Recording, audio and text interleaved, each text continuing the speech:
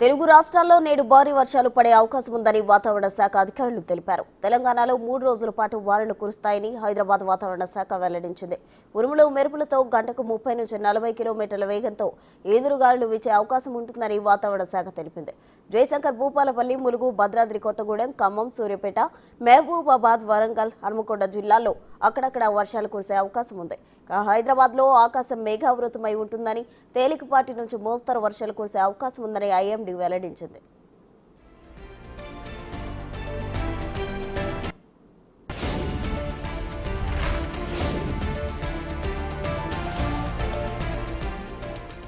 ఆంధ్రప్రదేశ్ యానం మీదుగా దిగువ ట్రోపోస్ఫియర్లో నైరుతి పశ్చిమ గాలులు వీస్తున్నాయని అమరావతి వాతావరణ కేంద్రం అధికారులు వెల్లడించారు. తూర్పు, మధ్య, ఉత్తర బంగాళాఖాతంలో అల్పపీడనం ఏర్పడే అవకాశం ఉన్నట్లు అధికారులు వెల్లడించారు.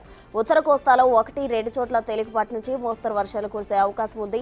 దక్షిణ కోస్తాలోనూ 1-2 చోట్ల ఉరుములతో కూడిన తేలికపాటి నుంచి మోస్తరు వర్షాలు కురిసే అవకాశం ఉంది. కొన్ని చోట్ల 30 నుంచి 40 కిలోమీటర్ల వేగంతో గాలులు వీచే అవకాశం ఉందని అధికారులు తెలిపారు. అటు రాయలసీమలో కూడా 1-2 చోట్ల తేలికపాటి నుంచి మోస్తరు వర్షాలు లేదా ఉరుములతో కూడిన జల్లులు పడే అవకాశం ఉంది.